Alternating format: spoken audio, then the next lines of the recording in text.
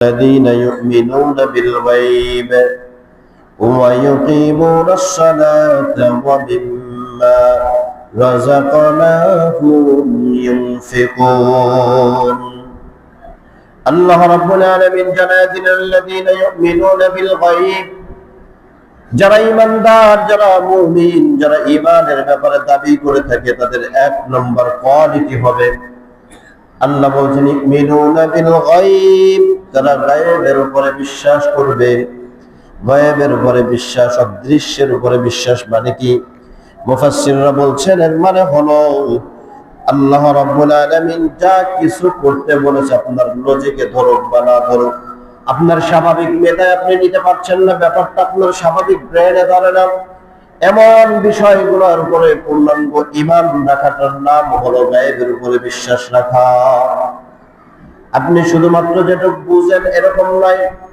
এজন্য ঈমানের সাক্ষ্য দিতে গেলে সর্বপ্রথম আমাদেরকে এই সাক্ষ্যটা দিতে হয় আশহাদু আল্লা ইলাহা ইল্লাল্লাহ ওয়া আশহাদু আন্না মুহাম্মাদান আবদুহু ওয়া রাসূলুহু একজন মুমিন সে আল্লাহ তাআলার ব্যাপারে সাক্ষ্য দেওয়ার পরে সে ঈমানদার নবীর ব্যাপারে সে সাক্ষ্য দেওয়ার পরে সে ঈমানদার হয় কিন্তু আমানতু বিল্লাহি ওয়া মালাইকাতিহি ওয়া কুতুবিহি এই ঈমানের এই সাক্ষ্যের ভিতরে আগের সাক্ষ্যের ভিতরে পার্থক্য আছে আগেরটা আপনি সাক্ষী দিলে আল্লাহ তাআলাকে বিশ্বাসের সাক্ষ্যটা যদি আপনি জবাব দিয়ে দেন তাহলে আপনি যে সাক্ষ্য দিবেন এইটার গ্রহণযোগ্যতা পাবে আপনি যদি নবীর ব্যাপারে সাক্ষ্য দেন আপনার এই সাক্ষ্যটা গ্রহণযোগ্যতা পাবে কিন্তু আমানতু বিল্লাহ যদি কোনো ব্যক্তি বলে গভীর পার্থক্য হলো কোন ব্যক্তি যখন আমানতু বিল্লাহ বলে ফেলেন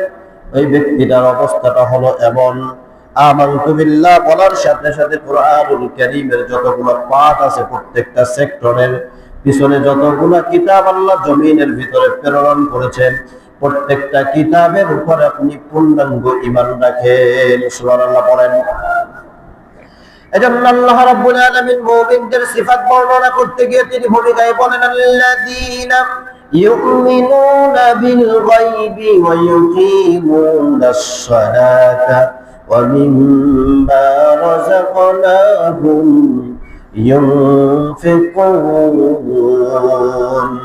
আল্লাহ রাব্বুল আলামিন জানায় দিলেন যে এই ব্যক্তি অদৃশ্যের উপরে ঈমান রাখেন পাশাপাশি এই ব্যক্তির জন্য দায়িত্ব হলো الذين يؤمنون بالغيب ويقيمون الصلاة এই ব্যক্তি নামাজ কায়েমের জন্য প্রতিষ্ঠার জন্য প্রচেষ্টা চালাবে ومما رزقناهم ينفقون আল্লাহ তাআলা তাকে যে সমস্ত রিজিকগুলো দিয়েছেন এই রিজিকের জায়গা থেকে আল্লাহর রাস্তায় ব্যয় করার ক্ষেত্রে কোনো ধরনের কার্পণ্যতা করবে না এটা তার কোয়ালিটি হবে এরপর আল্লাহ রাব্বুল আলামিন বলছেন ومما رزقناهم ينفقون আল্লাহ তাআলার দেওয়া রিজিক থেকে মানুষরা ব্যয় করতে থাকবে কোনো ধরনের কার্পণ্যতা করবে না এরপরে আল্লাহ রাব্বুল আলামিন আরো বাড়ায় বললেন আল্লাযীনা ইউমিনুনা বিমা উনজিলা ইলাইকা ওয়া মা উনজিলা মিন ক্বাবলিকা ওয়া বিল আখিরাতি হুম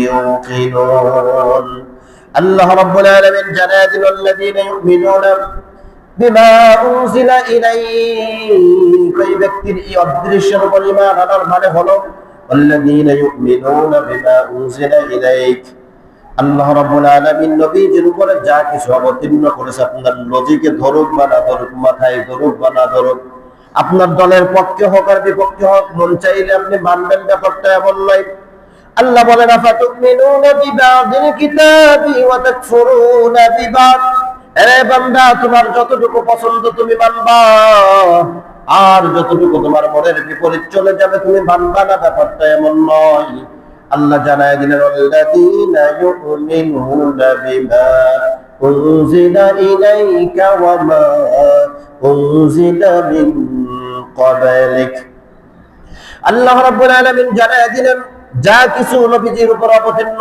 করা হয়েছে প্রত্যেকটা ব্যাপার আপনি ঈমান রাখেন শুধু তাই নয় আমাদের এই আহলে সুন্নাত ওয়াল জামাতের আকীদা হলো এই নবীজির উম্মতের অন্যতম একটা বৈশিষ্ট্য হলো এই নবীর উম্মতরা এই নবীর উপরে যেমন ঈমান আর সম্মান রাখেন, পূর্ববর্তী মুসা, ঈসা, দাউদ বলেন যত নবী আল্লাহ দুনিয়াতে প্রেরণ করেছেন, যতগুলো সহিফা এই জমিনের উপর আসছেন, যতগুলো রিসালাত নিয়ে পয়গম্বররা দুনিয়ায় এসেছেন, সমস্ত কিতাবগুলোর উপরে পূর্ণাঙ্গ রূপে বিশ্বাস এই ঈমানদাররা রাখেন কি রাখেন না যারা বলেন।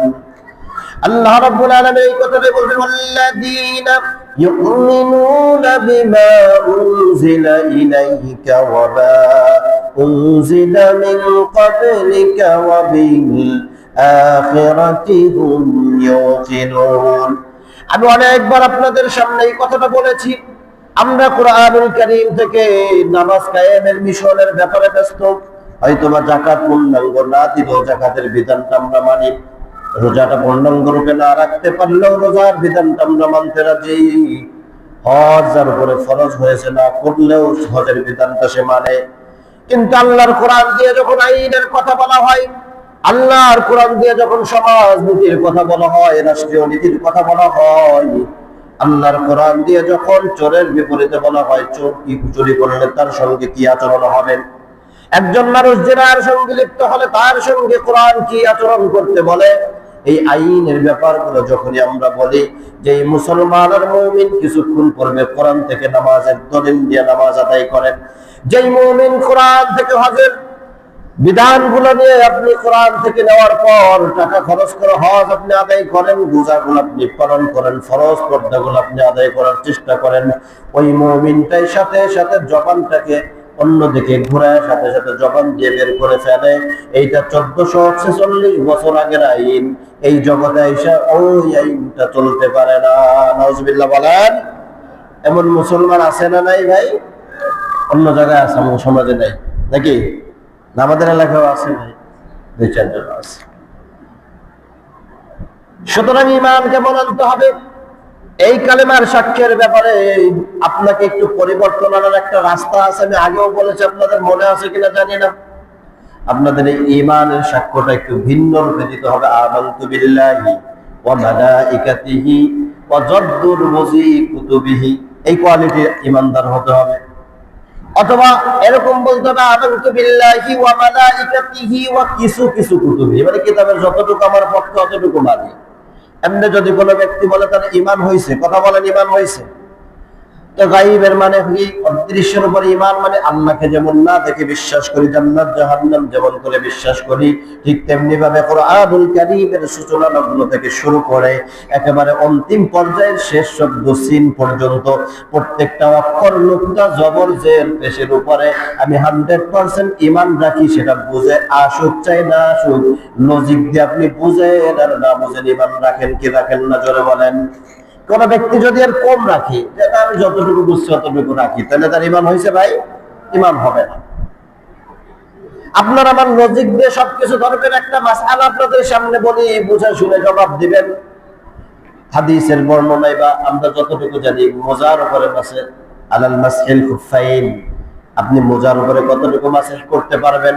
যদি আপনি মুকিম হন, মুকিমের জন্য হুকুম হলো আপনি ওই মোজার উপরে 1 দিন 1 রাত পর্যন্ত মাসহ করতে পারবেন। যদি আপনি মুসাফির হন 3 দিন পর্যন্ত, কয় দিন? 3 দিন পর্যন্ত আপনি মোজার উপরে মাসহ করতে পারবেন। এখন আপনারা বুঝে থাকলে ঠান্ডা মাথায় একটা জবাব দেন, একজন মানুষ যখন বাইরে চলাফেরা করে, হাঁটা চলা করার পরে ময়লার পরিমাণ মোজার নিচে বেশি লাগে না উপরে বেশি লাগে? কথা বলেন, কোন জায়গায় লাগে? মোজার নিচে না উপরে? নিচের অংশে বেশি লাগে। কিন্তু হাদিস বর্ণনা করলেন, নবীজি শিখাইলেন, ইসলাম আমাদেরকে যে নীতিমালা শিখাইয়া দিলেন, মোজার উপরের অংশে আপনি মাসহ করবেন। এটা আপনার আমার লজিক আর আপনার আমার চিন্তা চেতনার সাথে মিলবে না। কিন্তু ঈমান রাখাটা আপনার আমার জন্য পূর্ণাঙ্গ হবে। ঈমান রাখবেন, এটা আমাদের জন্য দায়িত্ব করে দিয়েছেন কে? জোরে বলেন। আল্লাহ তাআলা দায়িত্ব করে দিয়েছেন। সুতরাং লজিক দিয়ে ইসলামের বিবেচনা চলবে না। ইসলামের ব্যাপারে গায়েবের উপরে বিশ্বাস মানে হলো যে বিষয়টা আমার মাথায় ধরে এটাও আমি মানি, আমার আল্লাহ বলছে তাই মানি, যেটা আমার মাথায় ধরে না সেটাও আমি মানি। এটার নাম হলো কি? গায়েবের উপরে বিশ্বাস।